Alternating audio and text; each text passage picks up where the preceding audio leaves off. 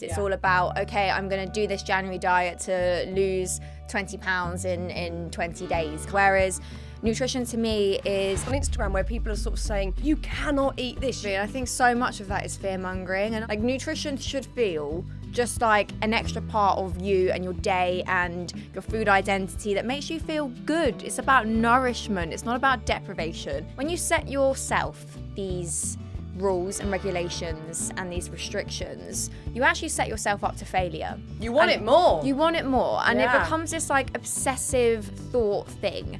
And as soon as you feel like you failed, that's where people throw in the towel. And if you're making New Year's resolutions and you really want to improve your health this year, do the things and make the changes that you know you can stick to for the rest of your life. Hello, Em. Hello. It's so nice to meet you. Thank you for having me. Oh, it's lovely to have you on Happy Place. This feels like the perfect time to have you on the podcast. It's January. I think potentially the most confusing time of year when it comes to food. It's a time where there's a lot of pressure and noise about having to literally rehaul your whole diet out of nowhere and deal with it. And we're not even sure why we're doing that anymore. Why do you think this is such a confusing time of year, and how can we flip that on its head? I think that the health and wellness space is probably one of the most opinionated spaces, where every single time you consume any information on any social platform, news article, magazine, every single thing is conflicting. So if you're someone who is thinking, okay, it's January, I'm going to start my health journey, you turn to these platforms and you're like, oh my God, where do I even start? And then you go down one route and you think, okay, well, I've sussed it, I know what to do. And then suddenly something comes out and it kind of like blows that out of the water. So I think for me, it's like all of those opinions and the level of intensity and commitment to those opinions that these people have. Like people will scream and shout and demonize and make everything feel really black and white. Whereas there's a lot of emotion behind food. So much I know, emotion. I can picture, I've seen the videos on Instagram where people are sort of saying, you cannot eat this, you should, and you end up feeling scared. Like, what am I meant to be eating? What's toxic? It's just so bloody confusing. And I think this is also the time where people go on a crash diet and it's all about weight. We're not looking at anything else in terms of the benefits of actually eating food. So people end up doing a crazy diet that they'll probably sustain for 2 weeks. And then they're like, actually, sod this is miserable. And then you end up going completely the other way. It's so bizarre. Massively. And I think so much of that is fear-mongering. And I feel it whenever I go into a room or I meet new people and I say, hi, I'm a nutritionist. The automatic reaction is I'm judging them on their food choices. And people get scared. But to be fair, like I have met like really amazing people in like the beauty industry and they're like, oh, what's your beauty routine? And suddenly I choke. And I'm like, is this the right thing to say? But I think my whole mission in my area and my field and my love of both health and food is to normalise nutrition. Like nutrition should feel just like an extra part of you and your day and your food identity that makes you feel good. It's about nourishment. It's not about deprivation. It's not about fear-mongering. It's not about making you feel guilty. And I always say as well, you are so unique. We are all so unique. We all love different things. We all like to wear different things, listen to different music. We are all allowed to eat differently as well. And I want people to have the permission to be able to like explore their health and explore their nutrition in their own unique ways. Yeah, let's look at that deficit because I think, and that deprecation element, because again, this is the time of year where we're told you cannot eat this, you cannot eat that. And this seems to be quite trend-led a lot of the time. You know, I was definitely of that era when I was younger where it's like, you must not eat bread. And bread became this evil thing. I bloody love bread so much. And having looked at your content, you're eating bread, you're eating pasta. There doesn't seem to be food groups that you're steering away from. But I'm wondering, perhaps processed food, sugar, they're the two ones that we should avoid. Now I'm contradicting myself slightly, but they're the ones that we know aren't going to serve our bodies well. 100%. And I think when we are talking about, okay, proper nitty-gritty science and nutrition, of course, we know that there are things that aren't as good for us and there are things that we probably need to moderate and limit. ultra processed food consumption is definitely something that we need to be aware of. And I actually think the movement can be seen in a really positive light because it brings awareness. Not necessarily, I don't want it to bring guilt. I just want people to think, oh, wow, God, in my breakfast, lunch and dinner, I'm probably consuming half of that as an ultra processed food. So what can I do differently? And it's about giving people that freedom and option and choice to be able to make better conscious decisions. I don't want people to then get so wrapped up that they can't kind of go into the new year and refuse to eat a chocolate bar for the rest of their life. And they suddenly say, I will never eat sugar again. Because let's be realistic. When you set yourself these rules and regulations and these restrictions, you actually set yourself up to failure. You want it more. You want it more. And it becomes this like obsessive thought thing. And as soon as you feel like you failed, that's where people throw in the towel. And if you're making New Year's resolutions and you really want to improve your health this year, do the things and make the changes that you know you can stick to for the rest of your life. And that can sound pretty dramatic, but if you know that you're not going to be able to cut out your chocolate bar for the rest of your life, why not make that conscious decision of being like, okay, I'm actually going to have maybe my chocolate bar every other day.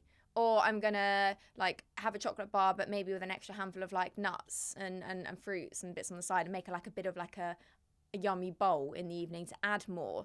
That's the kind of thing that you'd be able to stick to forever. And then that's the kind of thing that's actually going to make a difference to your health. Yeah, chocolate is a non-negotiable for me, but I'm going super dark, really good quality. I have a little bit every day. It makes me fucking happy. Mm-hmm. And coffee, I'm never, ever not going to drink coffee.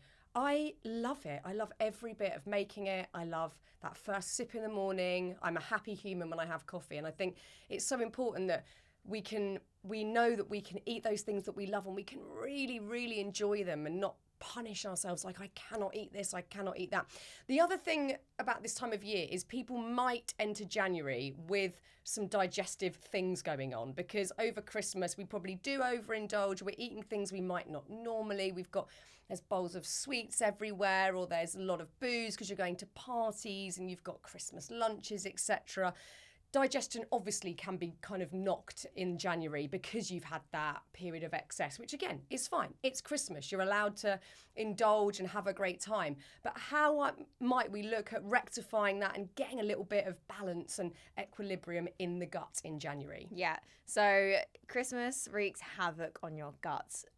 Change your sleep routines. As you said, the booze, alcohol is not very good for your digestive system and your gut bacteria kind of composition, all the extra sugar, sweets and stuff. So if you're thinking about looking after your gut health, I always say start slow and build. And a lot of people will go into January and try and pick up every single piece of tip and advice. And if you go into January and suddenly try and put 30 different plants and all these extra fibers and all these extra kind of like legumes and bits and bobs into your plates, it's like going to the gym and trying to squat 100 kilograms. You're going to hurt yourself. Your gradual.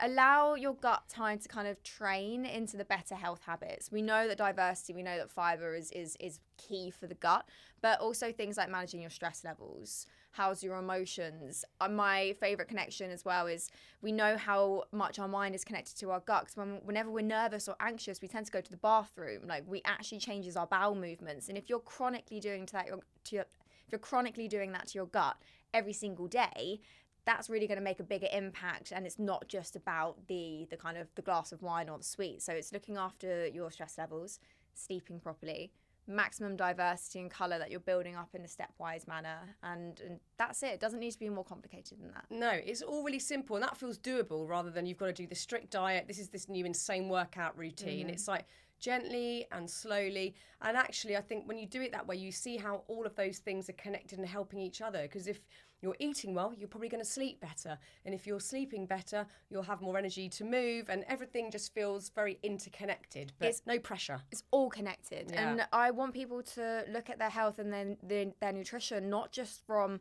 a plate of food. And something that you said earlier about when you have your coffee and it makes you feel a certain way. I always say we don't eat nutrients, we eat food. And food is so much more than just its scientific value. And so is nutrition. It's about joy. It's about moments. It's about space. It's about peace. It adds so much more to your life than just getting in your vitamin C or getting in your vitamin D. So always try and make sure that you're chasing the joy and what life really means to you through nutrition and food. Yeah, I think it's that shift, isn't it? Because again, January is that time when weight loss is the thing, and there's diet books and exercise videos, and all of this stuff is just sort of shoved down our throats. But actually, if we can start shifting the focus away from what our bodies look like and weight, and look at how we're feeling, and also how it's impacting things like, you know, especially at my age, hormones. Diet is impacting all of that, and our mood. You know, we might wonder why we feel utterly drained or a bit bleak about everything, and it's bloody January.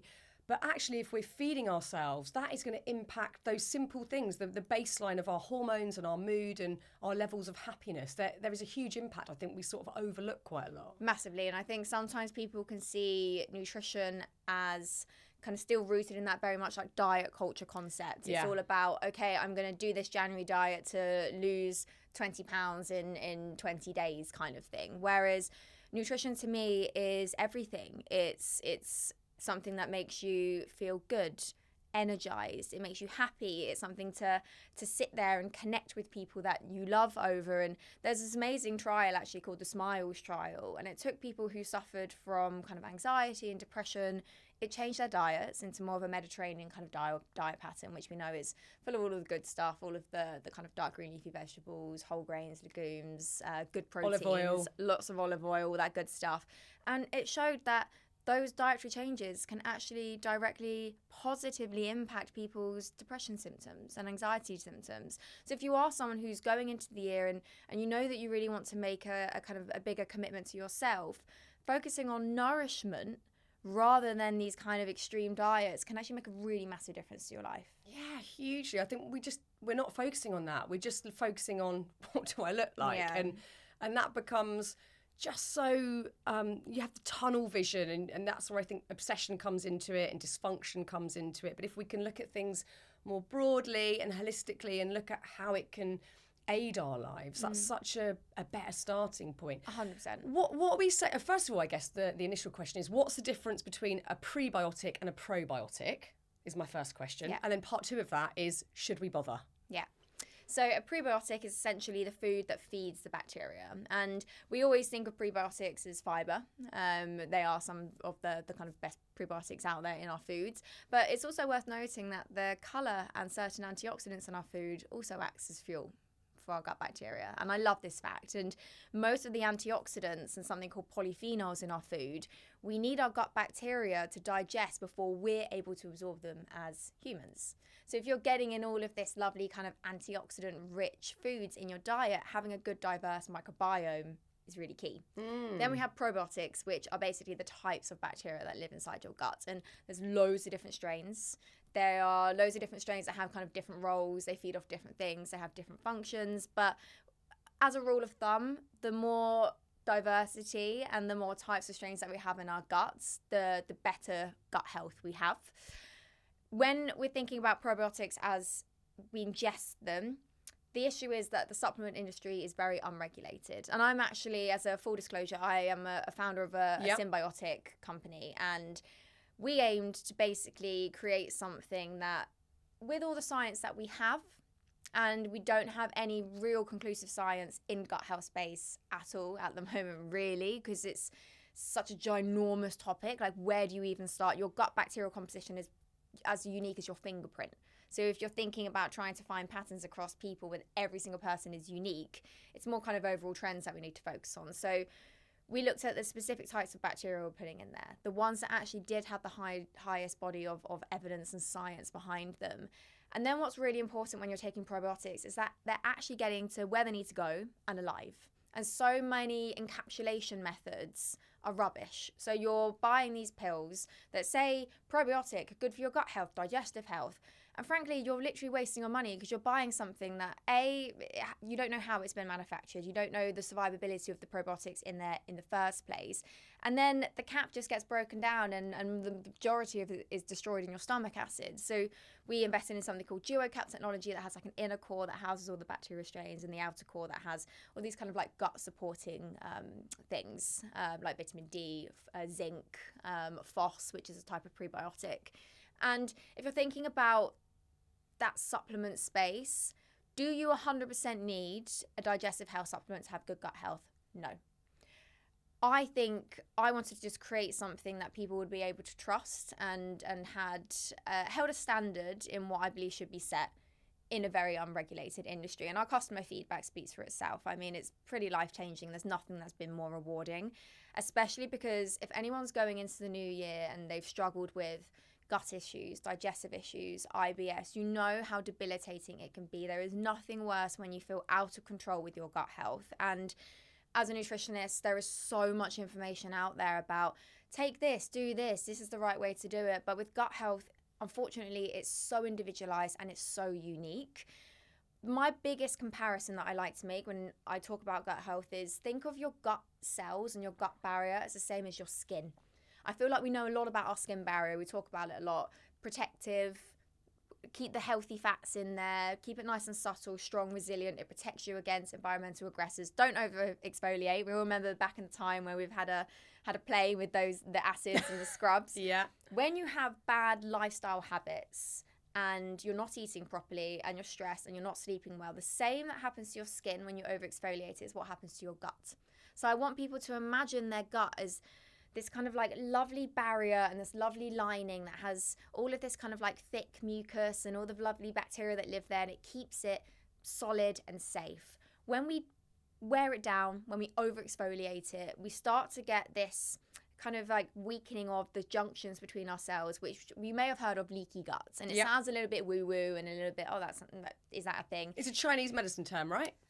Yeah. And we call it kind of hyperintestinal permeability as the sciencey word. But because I'm just going to stick with leaky gut because I don't know what you just said. Yeah. Exactly. But if you imagine when that gut goes leaky, so much of our immune system is housed around our gut. We start to get this kind of stimulation of our immune system.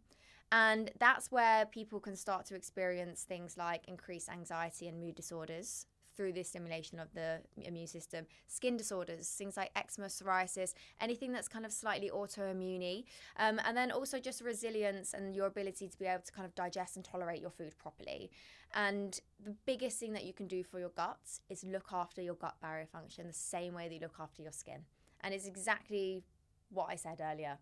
Nice diverse diet that you're building up slowly, and every single day you need to be eating for two. Every single meal are you eating for two? When you're building your breakfast, lunch and dinner, what on there is my gut bacteria and my gut microbiome able to eat to support my gut barrier?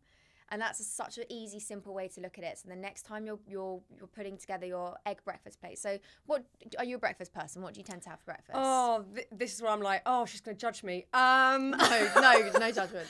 Breakfast is the one that I am bad with because the coffee is the most important thing. Then I make my kids this most amazing breakfast. I get it all ready for them. This morning it was waffles and some fruit and some yogurt. My son will have some eggs, blah, blah. And then I completely forget about myself, run around, and then I'll probably grab like one piece of toast on the way out of the door. I am not good with breakfast. I'm much better with lunch, dinner, and lots of snacks throughout the day. But tell me what I can do. I'm here to learn. So if you're thinking about kind of waking up and making sure that you're kind of supporting your gut bacteria, if you're having that slice of toast, maybe you can... Nut butter all the way. Sweet or savoury person? Probably, I don't know, a bit of both. Probably more sweet in the morning. Probably more sweet. Say, yeah. So piece of toast, seeded, whole grain. Yeah. It does make a difference. I know people are just like, oh, brown bread, bit boring, but no. If I'm being really niche, I love wild farmed seeded bread. It is my absolute bloody favourite. I love it. It's the best. So good. So bread, chunky nut butter. Yeah. When you blend nut butter, you're basically pre-digesting it. So if you can add a little bit of extra chunk, it creates a little bit more work. For the digestive system to do. Okay. And then squish some frozen raspberries on it, or fresh raspberries on it. So raspberries are some of the highest fibre berries that you can get. They're delicious, yummy. Buy them frozen, so they don't go off if you're thinking about food waste, and making sure that you're even like.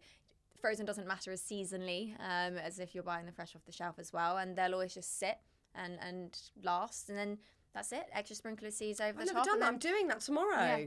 And suddenly your slice of toast that you quickly wolf down is just giving you that extra little bit of love and that support, which in turn is going to feed into your mood throughout the day, your immunity, your skin health. Everything is connected to the gut. So bearing in mind that we're all slightly different and our gut health is similar to a fingerprint, how do we start to discover what works for us? With all of this information out there, knowing that there are certain things that are always going to benefit us, like fibre, and making sure the gut health is good. How can we, is that just sort of trial and error that we work out what bespoke diet works for us? 100%. And it's one thing that I really want to try and like encourage this year is independence in our own thoughts about our own bodies. And I think sometimes we can get so lost in all of this information that we don't trust our bodies anymore. And it's one thing that I always did with my clients. I listened to them.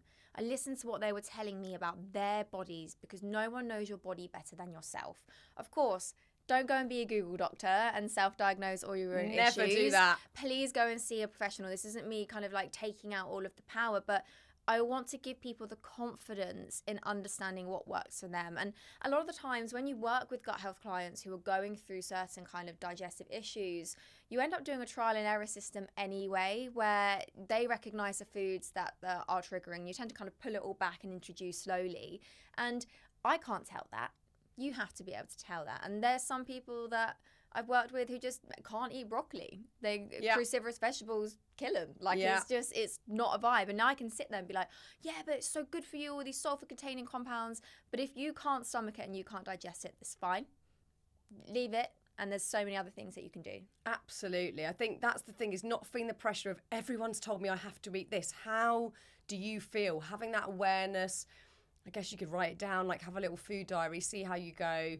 And, you know, if you can digest bread and pasta and it feels great, bloody well eat it. Yeah. Bread's never caused... I'm very lucky. I love bread. It doesn't bother me at all. I function best off bread. Oh, So I love it. So, much like myself, you had dysfunctional eating back when you were a teenager. I mean, mine was probably a little bit later. I was sort of 19 onwards, maybe a little bit before. And that has clearly driven this incredible passion that you've got, and obviously all of your qualifications since. I obviously didn't go down the qualification route, but it's certainly driven me down a route of loving cooking and touching food and understanding it and experimenting to really try and paste over all of the shit from the past. Talk us through what catalysed that issue and you thinking about food in a dysfunctional way for the first time. So I came from a family who loved food. Food was our life. Every single birthday celebration, always over our house. It was chaos, but we always cooked. And we had this massive dining table that we always used to sit and pile around. And every single breakfast, lunch and dinner we ate at the dining table. It was definitely like a moment for us. And my granny was a chef, and my first job was actually in her restaurant kitchen. My favourite thing used to be when I used to help on Sunday roast, and she used to give me a big Yorkshire at the end of shift. Oh, yes. Wrapped up in kitchen, and I used to eat it warm. Oh, it was so good. Heaven. And I just grew up with a very normal relationship with food. No one in my family dieted. No one was doing a slim fast or a Weight Watchers. So I was very protected in that sense. Then I get scouted to be a fashion model when I was about kind of 17 years old. And I was young at the time. I've always been tiny. I didn't blossom or grow until I was a little bit older. So from the ages of like 17 to kind of 18, I started to become a woman. And I remember having an amazing traveling period because I was finally be able to kind of a bit more financially independent. So I was able to go abroad and eat all the foods that I wanted to eat and try, and America was definitely very good for that. And I came back, and my modelling agency at the time took my Polaroids, and then they took me into a little room at the back, and they looked at these photos and they're like, we just think that you're going to work better if like we slim down your thighs, like your thighs are just shooting a little bit big. And I look back and I honestly am so furious that they told little Em that, because I was just a beautiful, healthy, free young girl. And I don't know what it was. I don't know why I reacted in that way, but it was like a switch went off in my brain. And I remember specifically going home, turning around to my mum, refusing to eat dinner with my family for the first time in what lasted probably about an intense period of 6 months of quite intense restrictive eating. And I still have the first Nike app run logged in my phone of that day and that evening when I came back. And I ran, and I started not eating, and I started intensely exercising with the pure focus of, my body's a mass equation. I want to appease these people, and in the way that I'm going to do that is to be able to lose weight. I'm going to do the best job at this ever. So the more I burn and the less I eat, the better I'm going to do at this. And it became such a OCD, ritualistic habit that sometimes I think it's hard to explain to people that it's not about what I looked like or the weight anymore. It became this obsessive, controlling outlet that was incredibly addictive. And eating disorders, we say eating disorders, this is a wild spectrum. There are so many different types of eating disorders. Not a single eating disorder looks the same from person to person. And I feel like I'm speaking a lot about individualism on this podcast, but it's really important that we don't just like be like eating disorder, obesity, anorexia. Like they're not just singular entities. They're very different. And my love for food always outweighed the kind of addictive behaviors that I fell into. And I remember this one day that I just realized I couldn't do this anymore. I was sick and tired of, like, I weighed my spinach leaves on MyFitnessPal and tracked them. It was too much. And I ended up seeing the most incredible therapist, did some really great CBT therapy, had more awareness, separated myself from the industry. And I was a bit of a science nerd at the time, and I was going to go to uni to do maybe human physiology or something. And I realized that I wanted to do nutrition because I knew nothing about nutrition, and everything that was available on the internet and everything that was available out there was nothing to do with the nutrition that I love, which is what you see on my Instagram feeds. It's what you see in my recipe book. It's what I make for my husband. It's when I go home and I cook with my mum and we sit there and we eat really nutritious, gorgeous food, but it's not health food in my mind. It's just food.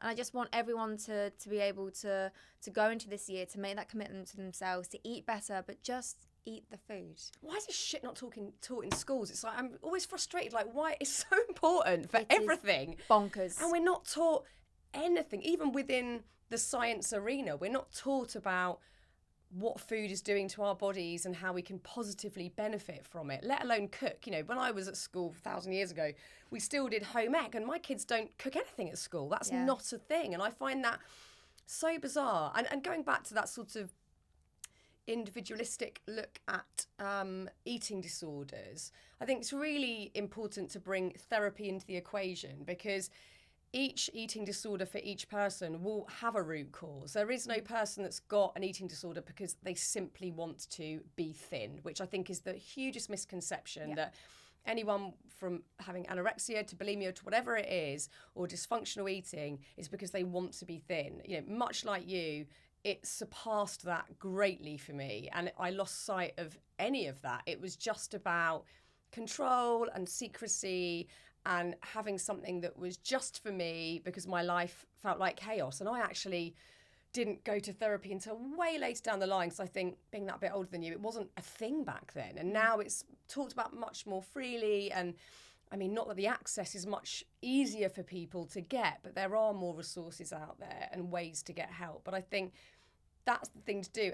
And I guess for people listening to this who have got someone in their life going through it, obviously it's human nature to think, I want to fix them, I want to help. And you just like, please eat. Like, that's all you can think to say, or, you know, whatever it is, or stop being sick, or whatever it might be. That was in my case, and obviously put my mum through absolute hell.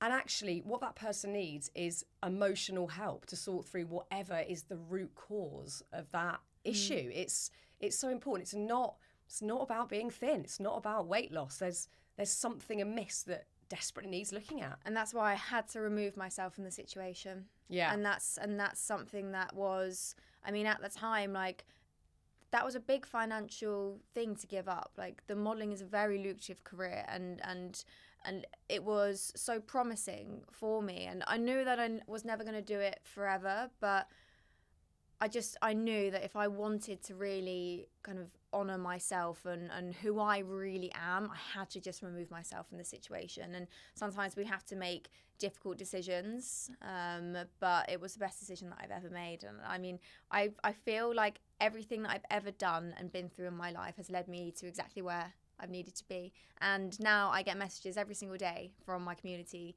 telling me how much I've changed their whole life and their whole relationship with food. And they send me pictures of, like, their babies weaning in the high chair eating my chicken pie, and girls who have never cooked and are at university and like making my 5-a-day lasagna for like all of their flatmates. And I'm like, that is everything to me. Yeah, so brilliant. And I think when you've got, when you've got a backstory, when you've got something that's driving it in that way, when you understand the opposite end of the spectrum, the passion is relentless and almost effortless, because you know you don't want other people to go through it. You know that there are alternatives, and it's a really beautiful thing. What was the turning point for you? Obviously, you removed yourself from the situation, but to recover, to unpick those things that have become not only habits, but like you say, ritualistic, things that are your brain sort of rewired to see food differently, to see how your day runs differently, to sort of punish yourself and beat yourself up if you stray from this sort of strict, rigid set of rules that you've put in place. How did you start to do that? So the brain is actually very plastic, and when we're thinking about new learning behaviours, the more and more we do something, and the more and more we reframe our wording and way we look at things, the kind of easier it gets to set it in stone. The same way that we brush our teeth every single day and it becomes something that we don't think about. I always am so careful with language, and it's the one thing that I'm always really, really careful across all of my social platforms. I will never ever use language that it's like, love doing this class to burn off my sins, or like love doing this to kind of like, it's not about that kind of use of language. Now I move and I exercise because it makes me feel good, because I'm so grateful to be able to move my body, and I eat well. And if I have a lovely big Chinese takeaway on a Sunday night, I'll wake up in the Monday morning and I'll have a breakfast that's like full of all the good nutrition. So I'm like, isn't it so nice to be able to just enjoy the foods that I love, and also enjoy the foods that loves me, in that sense, for my body. So I think the level of it takes work every single day to make sure that you're always using the right language and the right mindset to make sure any sort of like old habits, old routines, old OCD doesn't trickle back in. Yeah, it's really tricky to unpick, and I think anyone listening to this who's going through it, it takes time. It's not, I mean, it took me years and years to, I mean, not only, well, for me it was bulimia, so not only to stop that, and I had a little relapse later down the line that was a one-off, and I had to sort of, you know, find some level of acceptance with that, and then again start again and move on. But I think it's emotionally checking in with yourself, making sure you've got some self-compassion, which can be really hard, and give yourself a break, but know that it takes time. And certainly I think support, you've got to have the right support. Massively. And like, life is a bloody journey, and it's never linear. It's never going to look the same. Nightmare. Yeah, it's an absolute fucking nightmare. I ride in the bloody waves. I'm like, I'm done. Like, where's the calm sea? But I think it's really important that, as you said, like, forgiveness and love and compassion and ease, and understanding that nothing has to be perfect for it to be perfect for you. And every single person's journey and the way that they navigate through that is theirs. The right people around me is one of the reasons why I think I was able to recover so quickly. I remember my mum, she had no idea or no concept of like what I was going through. But she was really good to not just be like, Emily, why can't you just eat? She used to drive me to every single therapy session. She used to sit outside in the car. She used to bring a little snack in the car. And after I used to have therapy, we used to sit and we used to like eat the buttered toast together, or have the biscuit in the car together. And it was like those tiny steps. And I just remember every single one of those moments. And yeah, my mum's such an incredible person. Yeah, good on your mum. That's so lovely. Because I think it's hard for parents. You know, I look back and I think, oh God, I put poor Lynn Cotton through so much hell. Yeah. And, you know, we've talked about it a little bit since, but for the parents, you feel so out of control. And, you know, there's nothing you can do in that moment. You can't talk sense to that person, you know, in the way that you believe would work, and snap them out of something that is so entrenched in daily routine and self-punishment and all the depths that you can go to. I think it's for parents, it's really hard. Really, really hard. And I've spoke, and a lot of parents reach out to me actually. And there's only so much I can give across social media. God, babe, it's a lot. Yeah. And it's just one of those things that you have to be able to just be there, get ready to catch, get ready to hold and support where needed, and go through that river, and it will pass, and you have to believe it will pass, and try and do every single thing that you can to remove yourself from the situations that you feel are driving it. And if there's anyone who's listening to this and they're having quite a difficult time with their food, it's like, as you said at the beginning, identify the cause. There's something there that's like, that's the driver. And if you can make tiny commitments every single day to try and get yourself away from that trigger, remove the triggers, remove the causes, then that's where it gets easier, just kind of drift away from those rigid habits and build new ones. Yeah, and also I guess just it's not going to be linear. You know, my journey was certainly quite bumpy getting out of it, and you know, there's a bit of progress and there's a few back steps and there's a bit more progress again, and it's a to and fro situation. But I think as long as you've got in mind that you want to feel healthy and vibrant, you want to feel happy, you want to enjoy your life, it's so important to try and stay on track and have good people around you that can, you know, be there and that you can lean on. Just going back to something you said a minute ago. So, you know, obviously you do have this, you know, like I do in a way, in sort of looking at mental health, slightly a place of responsibility in terms of people do look to you for advice. And, you know, I know, fuck all, I'm just sort of talking about my own life experience and having a great time interviewing people about theirs. But I'm certainly passionate when it comes to talking about mental health. And sometimes people will ask me advice and it can feel overbearing, and knowing what to say, and also just the huge amount of people that might be coming to you for that sort of guidance. How do you cope with that in terms of social media? So I set strong boundaries now, where I make sure that I can't reply to everything. I accept that, and I try not to feel guilty for that. My audience are amazing. They are so amazing. I think we all connect through our mutual love of good food and also health and wellness, but health and wellness is rooted in making us feel healthy and well. And that's the one thing I think so much of people's misconceptions with like health and wellness is, oh, it's about kind of changing every single thing that I am, where it's no, it's meant to make you feel really good. If there's any kind of like singular conversation or someone reaches out and it's incredibly personal, I will always make an effort to respond to that. But right now, where I am, I have the most gorgeous, wonderful relationship with my community, with my social media, with everything. I love what I do. Like if I just had to make recipes for the rest of my life, film them, post them, and that's it, I'm going to be the happiest person. I want to be old and grey and still doing it in my kitchen. Like, I will never get bored and sick of it. I feel the same. So it's a good thing. We're very lucky. I mean, obviously, your growth on social media was huge and quick. I mean, it was a lot. I've been doing this career for nearly 3 decades, and I still find it incredibly difficult to deal with feedback. I don't think it's natural for anyone necessarily to hear strangers talk about their opinions of you. Yours has grown so quickly, and obviously there's a whole backstory in you having your nutrition clinic and the qualifications, but I'm talking about the visibility element. Has been very quick. How do you remedy that? How do you deal with that? Because it's overwhelming. I have the most boring social life.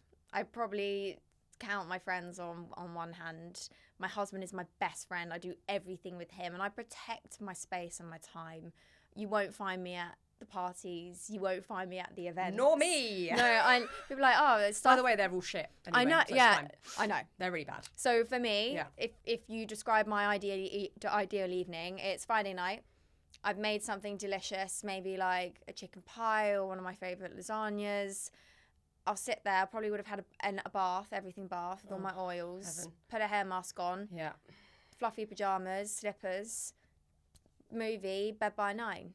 I'm coming over next Friday. Oh, honestly, like, that's talk dirty to me. It's That's the talk best. dirty. And now it's Christmas. It's like couple of quality. I know, sleeps and as you well. can actually start that at like 4 because it's dark. I know. I can have a bath at 4. Full And excuse. be like, it's the night time. Sun goes down. I'm like, right, I'm done for the day. Bras coming up. Let's get those comfy joggers on. But no, I think I've really realised, and when it grew so quickly at first, and I got my first experience of trolling, and I took it so personally. I took it so It's hard not to. Really hard. And it devastated me for a while, and I wouldn't be able to talk about it without crying. And now I kind of look at what I do. I'm like, babes or bro. I'm like, I make food. I make healthy, delicious recipes to make people happier. What's your problem? Like, if you have a problem with me, it's like, I'm not here based on this. I'm here based on what I do. So if you don't like what I make, if you don't like my food, then quite frankly, you can just fuck off. Yeah, like, fuck right off. Yeah. Too right. I mean, as we all know, but you know, you would never send someone a message like that. I wouldn't send someone a message like that. people are not happy and they're lashing out in the easiest ways. I'm almost jealous sometimes that people have that much time to commit to me. I'm like, imagine if I had that much time in my day that I could do like full like deep dives, make fake profiles. Oh, wow. And the whole shebang. But I'm just like, yeah. It's the Wild West social media. It's quite it's a funny thing. Great. It is, Yeah. but I think, you know, you're putting it to really great use, and that's all we can do is create a positive space and hopefully do some good, put some good stuff out there, make people feel connected, make people feel better. So looking at your January ahead, how are you going into it? Well, I don't want to use the word goals because that sort of pisses me off, but what's the feeling going into January for you? I really want to help manage my stress levels and anxiety levels more. I'm actually quite an anxious person. I don't think I ever portray that. There's certain kind of lanes that I stay in when it comes to my content creation. But I struggle with overwhelm. I get a bit overwhelmed very quickly because I am a bit obsessive and I work really hard. And bit of perfectionism going on. A massive heavy weight of perfectionism. You always have anxiety with perfectionism. Yeah, There's no way out of that one. Exactly. So sometimes it could be really crippling, and there'll be days that I just cry and I'm just like, oh my God, I'm a mess. But I wake up the next day, I'm like, right, project this, do this, and I'm obsessed with the growth, but I'm also a bit soft as well. So it's kind of a balance between achieving everything that I want to achieve in 2025, continue to offer value and hold responsibility in the space that I'm in to continue to give my wonderful audience what I feel like they would benefit from and what they need, as well as looking after myself and making sure that I don't feel guilt for prioritizing myself or being a bit selfish in a way. Yeah, is it even selfish? You're just looking after yourself. Yeah, but you see what I did there? Selfish. Selfish, a little bit ishy about the selfishness. Yeah. I hear you. You know, it's a new thing. I'm trying to put myself first for the first time in years, and it is weird. Wild. Yeah. You know, it's a strange thing, but we all need to do that more and take care of ourselves. And finally, Emily, where is your happy place? My happy place is crispy morning walk where there's still a bit of frost in the ground with those hand warmers in my pockets and a little cup of tea, and I'm just with my husband chatting stupid things, and there's not a stress in the world. Heaven. I love that one. On a crisp, lovely morning. Can you imagine? And you smell it and it's like little Tweety birds. And gorgeous. Yeah. I love it. Well, look, it's been so good talking to you, and I really think this is an important listen for people starting out a brand new year feeling utterly perplexed about food and what they're doing and self-loathing.